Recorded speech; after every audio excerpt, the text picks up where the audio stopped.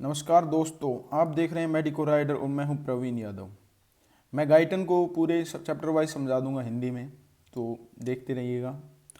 Chapter है, start कर रहे हैं ब्लड फिजियोलॉजी। फर्स्ट चैप्टर है blood and plasma protein. Blood में 55% प्लाज्मा होता है और 45% होती हैं सेल्स। सेल्स में आरबीसी, डब्ल्यूबीसी और प्लेटलेट्स। आरबीसी को इरिथ्रोसाइट्स, डब्ल्यूबीसी को ल्यूकोसाइट्स एंड प्लेटलेट्स को थ्रोम्बोसाइट्स बोलते हैं। जो 55% प्लाज्मा है उसमें होते हैं plasma protein, blood clotting factors, sugars, lipids, vitamin, minerals, hormones, enzymes and antibodies. Plasma protein तीन तरह की होती हैं: albumin, globulin and fibrinogen. Albumin colloidal osmotic pressure provide करता है। ग्लोबुलिन का काम है डिफेंस में। फाइब्रिनोजन ब्लड कोएगुलेशन में काम है और ये ब्लड क्लोटिंग करवाता है। तो blood and plasma protein 55% plasma होता है, 45% सेल्स होती हैं। ब्लड ब्लड जो है 7 to 8% ऑफ बॉडी वेट होता है। नॉर्मली 5 लीटर प्रेजेंट होता है।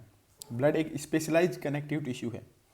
ब्लड से होता है ट्रांसपोर्ट गैसेस एंड न्यूट्रिएंट्स का। जो हमारे टिश्यूज हैं, सेल्स हैं, उनको न्यूट्रिशन चाहिए, तो जो न्यूट्रिएंट्स उनको मिलते हैं वो ब्लड के थ्रू मिलते हैं। जो गैसेस मिलती हैं वो ब्लड के थ्रू मिलती हैं। जो मेटाबॉलिक वेस्ट वो प्रोड्यूस कर रहे हैं मेटाबॉलिज्म से, यूरिया, लैक्टिक एसिड, अमोनिया जो भी है, तो वो वहाँ से निकाला जाता है ब्लड के थ्रू। ब्लड में मेंटेन करता है थर्मल इक्विलिब्रियम को। इम्यूनिटी प्रोवाइड करवाता है, क्योंकि इसमें बहुत सारे मैक्रोफेज, एंटीबॉडीज प्रेजेंट होती हैं, तो इम्यूनिटी प्रोवाइड कराता है। Transport of hormones. Formation of plasma protein. Mostly plasma proteins liver में बनती हैं। Albumin, fibrinogen and 50 to 80% of globulin बनती है लीवर में। Remaining globulins gamma globulin lymphoid tissue में बनती है। Rate of formation of plasma protein जो है 30 ग्राम पर डे होता है।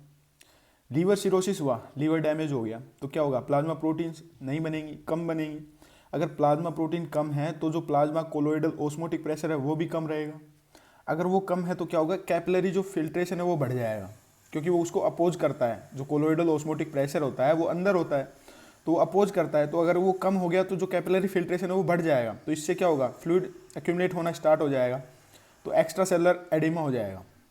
एल्बुमिन मेंटेन करता है ऑस्मोटिक प्रेशर को। कैरियर प्रोटीन है, buffering capacity for acid base balance. दूसरा इम्यूनोग्लोबिन, नाम से ही पता चल रहा है, इम्यूनो मीन्स इम्यूनिटी प्रोवाइड कराते हैं, ह्यूमरल इम्यूनिटी। ट्रांसफरिन, ट्रांसफरिन में एफ आ रहा है तो ये आयरन का ट्रांसपोर्ट करवाता है। सेरुलोप्लाज्मिन में कॉपर का ट्रांसपोर्ट होता है। जो सी रिएक्टिव प्रोटीन होते हैं वो इंपॉर्टेंट है acute phase reactant and inflammation में। फाइब्रिनोजन सभी को पता है, ब्लड कोएगुलेशन, ब्लड क्लोटिंग में इंपॉर्टेंट है। ये प्रीकर्सर है फाइब्रिन का। कोएगुलेशन फैक्टर्स इंपॉर्टेंट है ब्लड कोएगुलेशन में। हेप्टोग्लोबिन हीमोग्लोबिन का ट्रांसपोर्ट करवाते हैं आउटसाइड आरबीसी। जो हीमोपैक्सिन है, हीम बाइंडिंग एंड ट्रांसपोर्ट कराता है। ट्रांसथायरेटिन वेरी इंपॉर्टेंट। ट्रांसथायरेटिन को प्री एल्बुमिन भी बोलते हैं, पहले बोला जाता था प्री एल्बुमिन। ये क्या कराता है? ये binding and transport of thyroid hormone and retinol. जब एंडोक्राइन सिस्टम पढ़ते हैं तो इसका काफ़ी रोल होता है, वहाँ पे इसका नाम आता है ट्रांसथायरेटिन का। Protein in the plasma causes colloidal osmotic pressure. Albumin जो होता है वो कोलोइडल ओस्मोटिक प्रेशर सबसे ज़्यादा एग्जर्ट करता है, 80%। Globulin 20% total colloidal osmotic pressure exert करता है। फाइब्रिनोजन 0%। जो मोलिकुलर वेट होता है एल्बुमिन का 69,000, ग्लोबुलिन का 1,40,000, फाइब्रिनोजन का 4 लाख।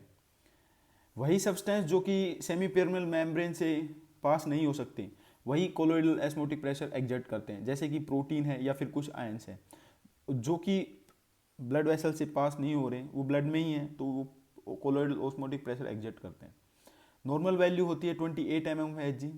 19 mmHg प्रोटीन की वजह से और 9 mmHg है डोनन्स इफेक्ट की वजह। डोनन इफेक्ट जो आयंस हैं, सोडियम, पोटेशियम, अदर कैटायन जो लगाते हैं, उनकी वजह से 9 mmHg प्रेशर होता है, और जो प्रोटीन की वजह से होता है 19 mmHg। कोलोइडल ओस्मोटिक प्रेशर को ही ओंकोटिक प्रेशर बोलते हैं। Osmotic pressure is determined by the number of molecules. Plasma protein as carrier protein. Carrier protein मतलब कि कुछ ट्रांसपोर्ट होगा इनकी वजह से, तो carrier for water insoluble lipophilic substances. Albumin जो है ट्रांसपोर्ट कराता है स्टीरॉयड हार्मोन का, fatty acid and thyroid hormone का। SHBG sex hormone binding globulin, नाम से ही पता चल रहा है जो ग्लोबुलिन है वो ट्रांसपोर्ट कराता है, कैरियर कराता है किसका? सेक्स हार्मोन्स का। Corticosteroid binding globulin and thyroxine binding globulin. Plasma protein act as a source of amino acid. Blood में होते हैं अमीनो एसिड, टिश्यू में होगा खुद का प्रोटीन, टिश्यू प्रोटीन, और लीवर से बनता है प्लाज्मा प्रोटीन। तो इन तीनों में क्या होता है कि इक्विलिब्रियम मेंटेन रहता है, tissue protein, amino acid in blood and plasma protein में। जब कभी भी सीवियर डेफिशिएंसी होती है प्रोटीन की तो हम इंट्रावीनस प्लाज्मा प्रोटीन ट्रांसफ्यूज करते हैं। प्लाज्मा प्रोटीन, अमीनो एसिड और plasma and tissue protein. Plasma protein liver बना रहा है, अमीनो एसिड और प्लाज्मा ब्लड में जो अमीनो एसिड है वो, और टिश्यू में जो प्रोटीन है खुद का टिश्यू प्रोटीन, इन तीनों में इक्विलिब्रियम होता है। तो जब कभी भी हमारी बॉडी में सीवियर डेफिशिएंसी होती है प्रोटीन की तो हम इंट्रावीनस ट्रांसफ्यूजन करते हैं प्लाज्मा प्रोटीन का। इन तीनों में इक्विलिब्रियम है तो वो सभी जगह मिक्स हो जाता है प्लाज्मा प्रोटीन, तो डेफिशिएंसी उसकी क्योर हो जाती है। 400 gram of protein is synthesised and degraded each day. Total tissue protein and total plasma protein, इसका रेशियो होता है 33:1 एंड ये कांस्टेंट रहता है। जब प्रोटीन कम होंगे तो प्लाज्मा का कोलोइडल ऑस्मोटिक प्रेशर भी कम होगा, तो कैपिलरी फ्रैक्शन बढ़ जाएगा। कैपिलरी फ्रैक्शन बढ़ जाएगा तो एक्स्ट्रा सेलुलर एडेमा हो जाएगा। प्लाज्मा फेरेसिस एक प्रोसेस है जिसमें क्या करते हैं हम प्लाज्मा निकाल लेते हैं, आरबीसी वहीं रहती है ब्लड में ही। Plasma is removed from blood without removing RBC. Thank you. अगर आपको नोट्स चाहिए तो टेलीग्राम पे मेडिको राइडर पे आप मांग लीजिए या फिर कमेंट्स में बोल दीजिए, मैं भेज दूंगा आपको।